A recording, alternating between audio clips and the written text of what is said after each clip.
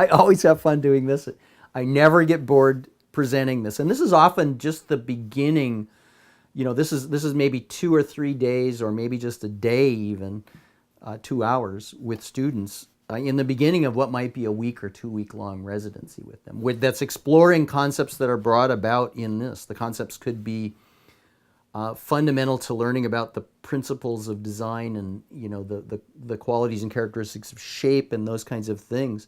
Could be about bookmaking. It could also be just the beginning, for a way for me to get to know the students and get to know what their capacities are, get to know how much time they've given to just being engaged in those 3 levels of conversation that I just talked about. That whole idea that we have conversations with ourselves as artists, we have conversation with our material as artists, and we have conversations with each other about what we've created. So these 2 examples, you've got one that's really pretty simple, and meets the project really well.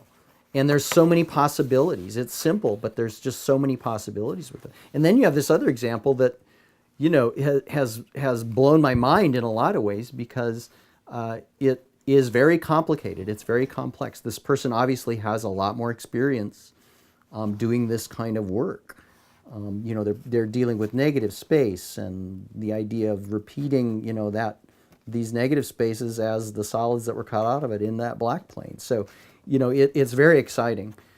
And I think you can see that this end part of it, what we end up creating, that is the most exciting. And it's really using these to engage the students in a conversation about what it is to not only be an artist, but also in looking at things, and how just simple things have possibility, and possibilities that seem endless.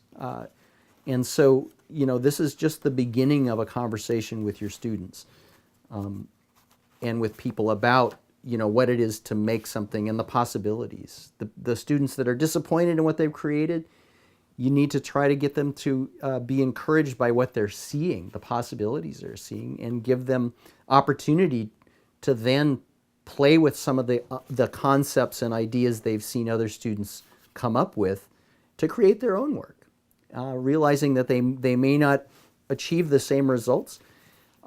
We all do better by practicing and learn things by doing things instead of just thinking about them. And so, this project involves the students in all of that.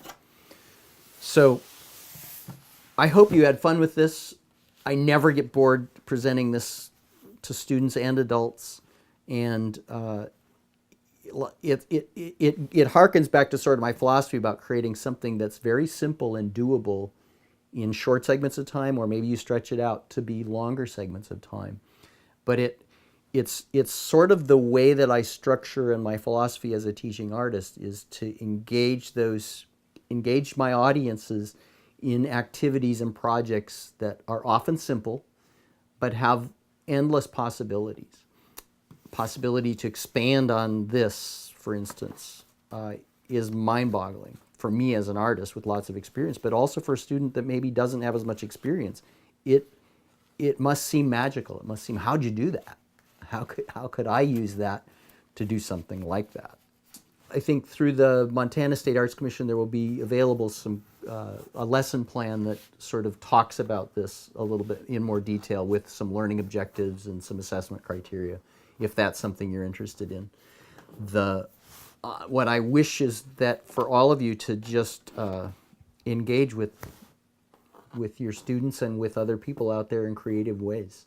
This is how we imagine a rich and wonderful life for us as individuals and for the world at large. So thank you.